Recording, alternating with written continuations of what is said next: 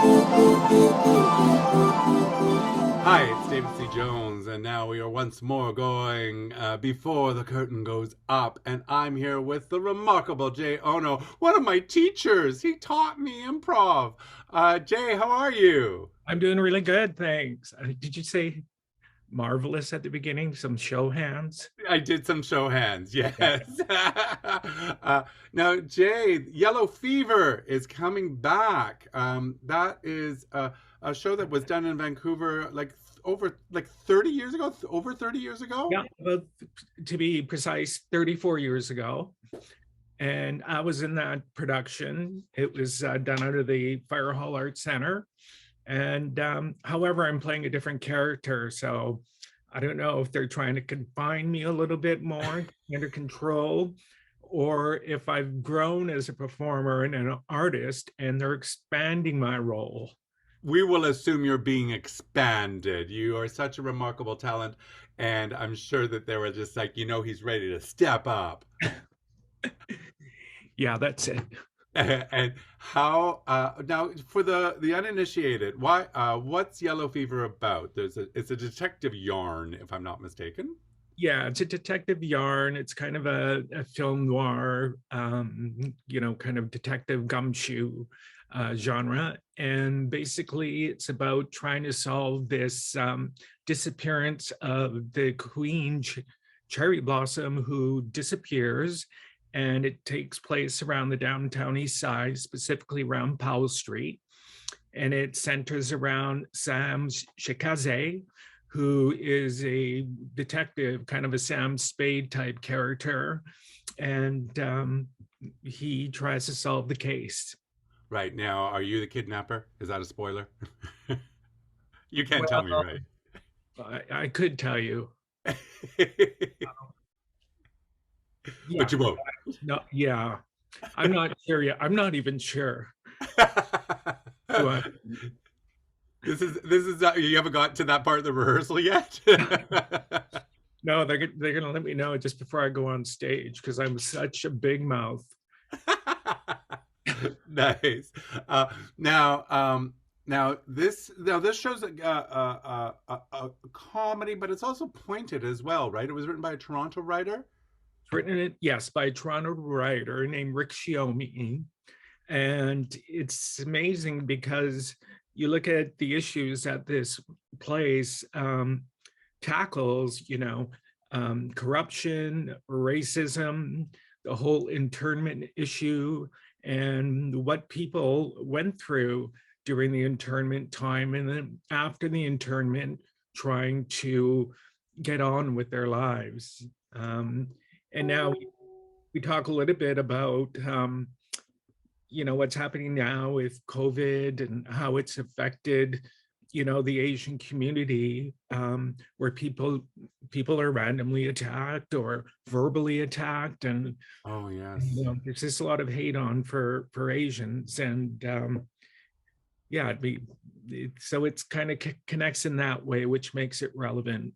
So you must be tackling this, or you, at least as an actor, you're bringing something different to the role because you're informed by all of the horrific prejudice and stuff that's happening at a much more escalated pace because of the pandemics. Do you find that the whole show is taking on a different meaning, or is it sadly just the same meaning?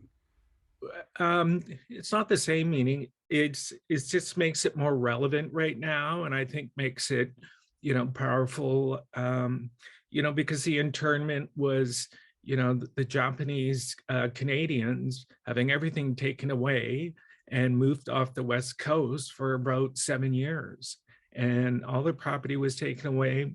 Both my parents were interned, and there is the tension between Chinese and Japanese. Not that they, you know, there was hate on for each other, but there were just, we don't want to be grouped as Asians. We're individual cultures as well.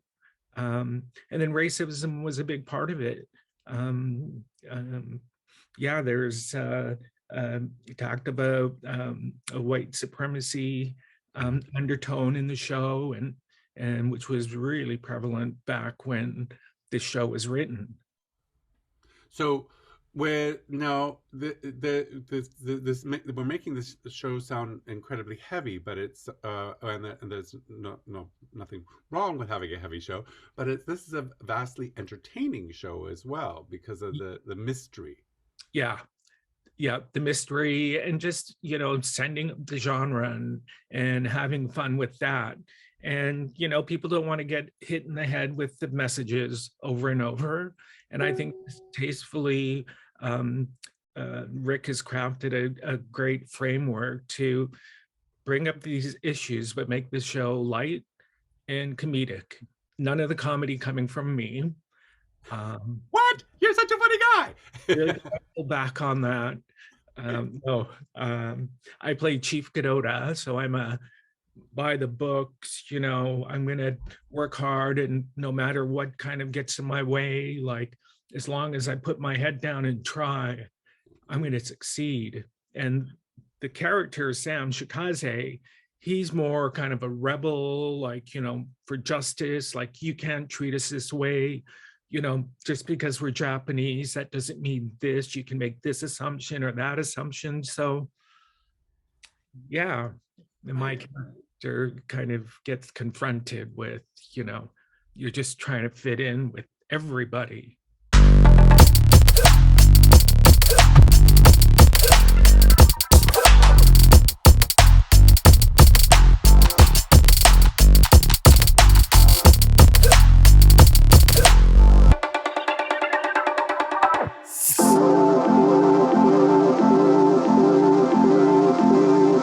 Now, and this show is being done as a bit of a hybrid because this is we can see it in the theater or we can see it online. Is that correct? That last part, I don't know. I think you're referring to um, how Donna Spencer and Rogie Yu staged the show. So the framework is we're a bunch of performers that got together around May 2020, so kind of at the start of the pandemic. And the first time being together as artists, because that's when theaters were starting to open up a little bit. And it's presented as a radio play. Oh, okay. Yeah. Now, was it originally written as a radio play? No, it was written as a 2-act play. So it's quite interesting for me because I did the staged version where, you and I are in a room together, and now we're talking over a microphone. So I think it's quite intriguing for people, or I hope it is, because what it's like to work on radio.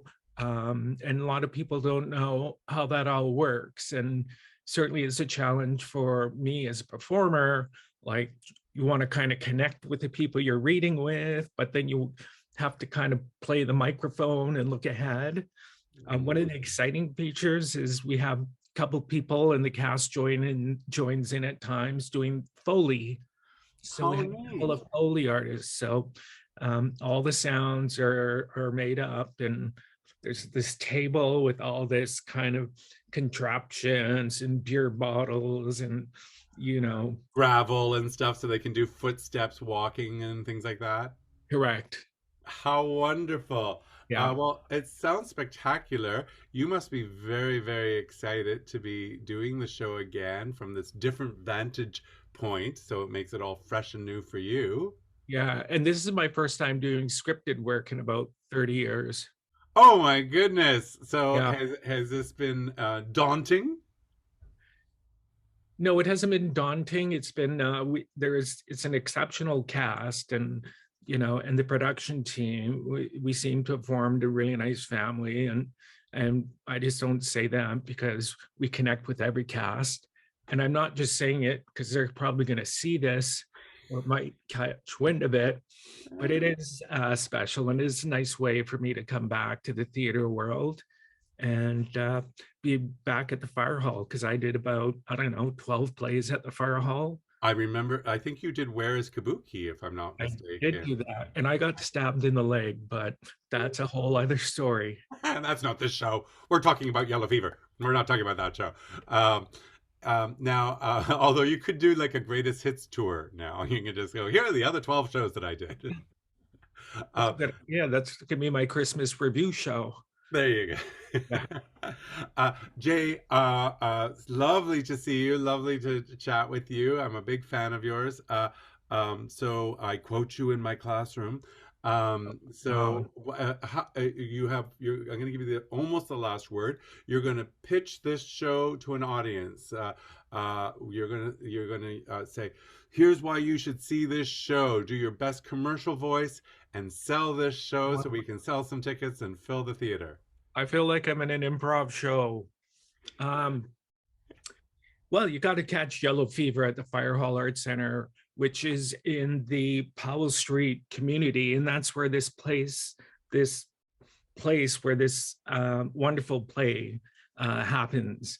And it's a wonderful cast, a lot of depth, really good performers, and I can't say enough. It's a really fun script, but it does address some, you know, make us address some serious issues. And I think that, you know, theater should be thought provoking, and it can be light at the same time. So if you want to see it, it's we have a limited run. We're playing till June 12th, and then we'll all go on to other projects. So we've done a couple previews, and the audiences have loved it and have been touched by it.